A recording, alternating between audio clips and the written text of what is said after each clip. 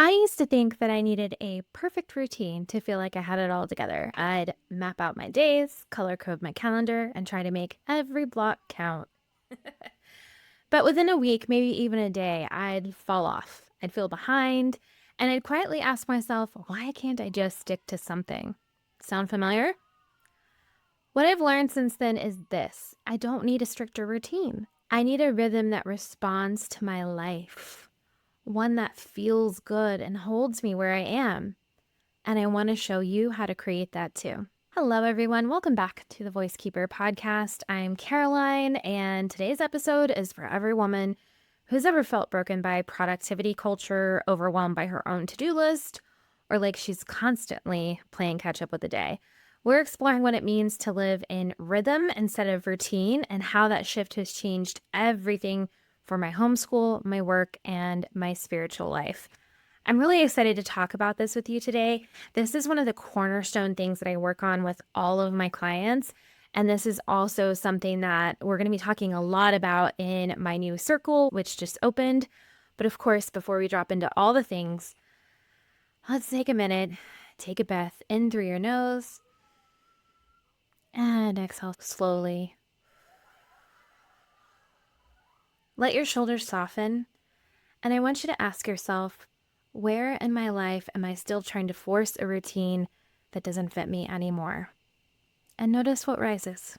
Just notice. No fixing, no getting mad, just noticing. And then when you're ready, come back to this episode.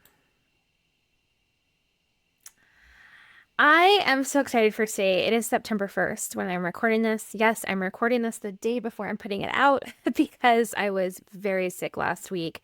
Have been having a lot of hormonal issues, and I'm seeing a specialist in New York virtually, and we've been working on things, and this week my body rejected all of it. It was a really interesting moment to go through, and I had really big plans last week. I was running my Becoming You Again challenge, which had 20 beautiful souls participate, which was lovely. Had a few conversations in the Telegram group, which were really nice. And I just was not very present because I was so sick. And I had planned on launching my circle last week. At the end of the week, there was going to go an email out to my challenge members who have been invited to join first. And of course, that did not happen because I was so sick. I could barely get off the couch to do the things that I actually needed to do, let alone like the extras on top of that. And so it was a really good moment for me to pause and realize that my rhythm needed to shift a little last week. I didn't have the capacity to run it full 110%, and that was okay. And so it was like, okay, well, if that's what's going on, what can I do? What can I focus on? What can I prioritize? And of course, I prioritized my family, my girls, who were very busy right now with all the things they have going on. And I knew that the Becoming You challenge participants were being held. I had sent emails about, make sure you're in the group, make sure you're getting the audio. So I didn't need to worry about them so much. And so I'm sharing this because I think there's a lot of pressure that we put on ourselves to follow a certain rhythm, a certain schedule, especially if you're a business owner or just a woman who's on the go, who's busy, whose planner is full of things. And when we don't meet those deadlines and things, we can sometimes really beat ourselves up. And it was such a great moment for me to just pause and be like, you know what? What do I need? Well, I need rest, and that's okay. And I'm going to give myself that and let myself rest so I can heal, but also let myself rest so that way today and tomorrow, which is my husband's birthday when this episode comes out, I could be fully present for what I needed to be present for. And that was really way more important to me than any to-do on my list. And I feel like this ties in really well with our conversation about rhythm versus routine. We live in a world obsessed with routines. I don't know how many of you have heard them, but like every time I go online, it's morning routines, work routines, homeschool blocks, productivity hacks. But most of us, especially sensitive, creative, caregiving women, we do not thrive in rigid structures. Routines assume that your energy is predictable and linear. And that's really the problem with routines, because none of those things are true. Our energy can be different days. Our energy is cyclical, especially if you're a woman. What I love about rhythm is that it assumes that you are human. And so I want to talk a little bit about this whole routines versus rhythm thing and some of the things that I see very often. I like routines. They are good. But they are built for systems, not souls. And what I mean by that is that, when you're having a hard day or a different energy day or not just low energy, what if you have a high energy day and you want to be spontaneous and do something fun? A routine really isn't built for that. A routine says you're going to do these things every day and it's going to help you to be productive. And I could really go on a tangent about how this is a major issue with the way that our society is built and why our country is having so many problems right now, because we focus so much on productivity and not how are we? What is our soul, feeling? What is it going through? And I think the thing that bothers me so much about this conversation about routines and systems is that there's such a shame spiral of falling off track. If you simply go off a little bit, we beat ourselves up. Those around us might make a comment about it. We might feel like we're letting people down if we don't follow certain routines. And one thing I've tried really hard in my life, and this concept was actually introduced to me through homeschooling. And we could not keep a homeschool routine. Let me tell you. We really, really struggled with it. I have been homeschooling. My daughter now is 14 and she's in ninth grade. So I've literally been homeschooling her for 10, this will be my 10th year. And I quickly learned that how I operate, I don't operate really well with a schedule and a routine. What I love is that routine leaves space for change, for intuition, for capacity shifts. If we're having an off day, okay, how can we still be in our rhythm, but not be forcing things on us? And it really, for me, like I said, started with homeschooling and then it has bled into every aspect of my life. And right now, it's how I run my business. I run my business on rhythm, not routine. And it has drastically changed how I feel about my business. But I have incorporated this into my spiritual life and having rhythms, living by the wheel of the year, living by the cycles, by the moon. All of these things have made me so much more connected to myself and my spirituality than any pressure to go to, church every Sunday ever did. Maybe we'll get more into that, but let's talk about. So, there are three main points I want to make today about rhythm, and I really hope that your takeaway from this is that you can start to build your own rhythms to suit your life. What I love about rhythm is that it creates safety, not pressure. When you build your days based on your needs, not just your responsibilities, you feel safer, more grounded. You feel more like yourself. So you still have structure, but it's responsive, right? Just like that example I gave you of what if the kids wake up one morning, we were out late maybe, or maybe we were just having so much fun last night, we didn't want to go to bed. And so we let the kids stay up late. Okay, well, how can I adjust things, right? How can I let the rhythm hold us and not feel the pressure to stick to that structure? Rhythm lets you stay rooted even when life throws you curveballs.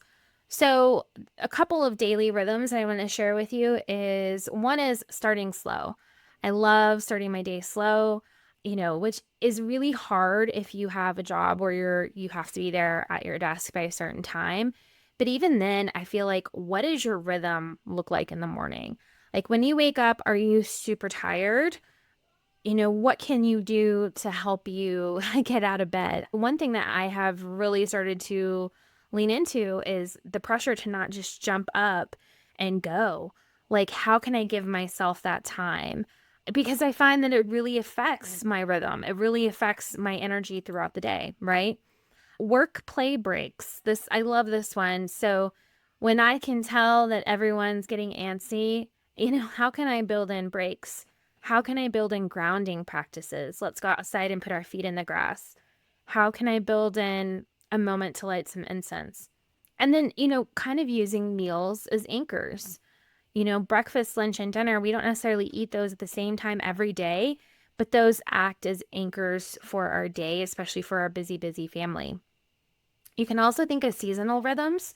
So, for instance, in winter, our bodies want more rest. They do. They are biologically built to rest more in winter. And so how can you embrace that seasonal rhythm? And then we love more movement in spring and summer. This is where I start to have a really hard time with my kids' activities because everything ramps up in the winter and then gets lighter in the spring, summer, right? It makes no sense. And so what we try to do is adjust the other rhythms in our life to support that. So can we do less schoolwork in the end of November, December when my kid is in her musical and everything's crazy?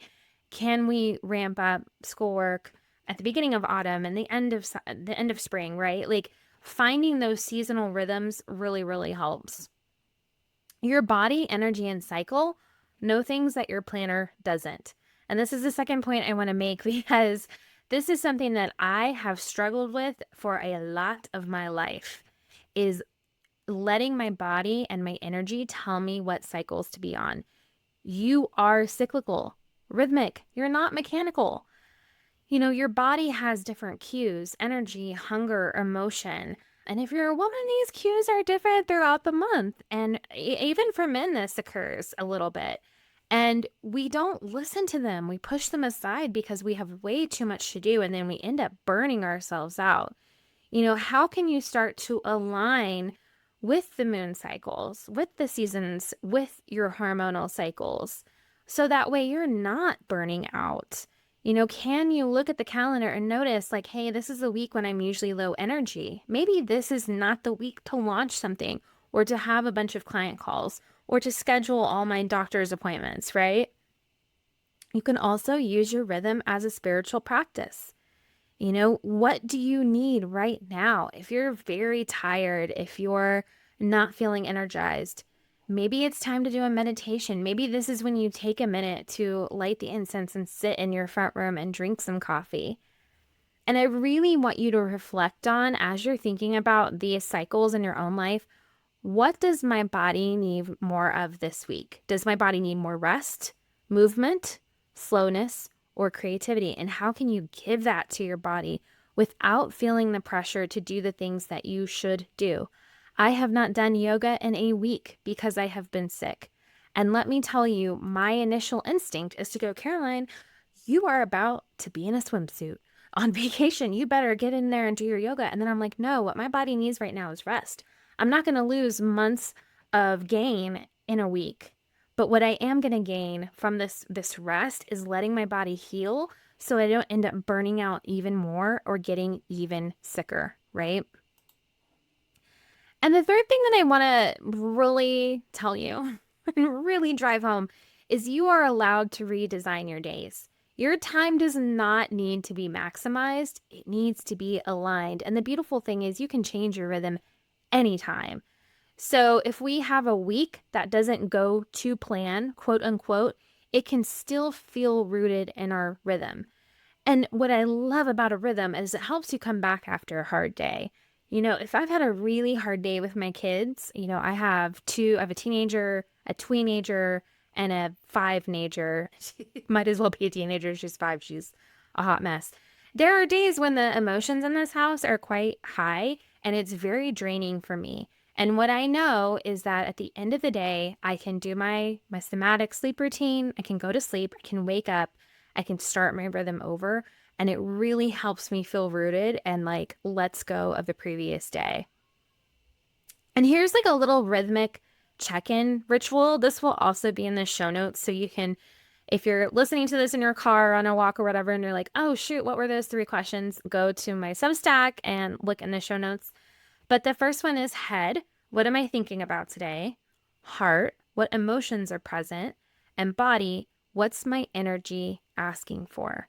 And if you can answer those 3 questions, you can start to develop a rhythm that works for you and start looking at your to-do list, your appointments, all the things you have going on and saying like, do these all support this rhythm that I need today? And if not, what can I let go of? And how can I allow myself to let go of it without feeling the guilt? Because that's what's so important, is that you are able to say, I need this today. I can honor that and not feel bad about it.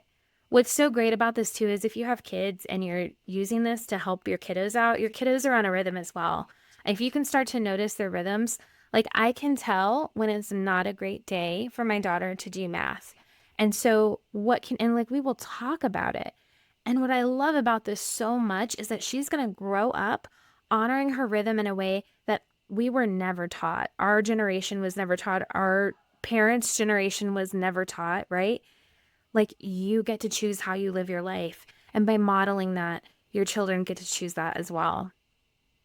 So one of the things we're going to be doing inside the Voicekeeper Circle is we're going to work on creating rhythms. This is going to be a huge part of the work that we do.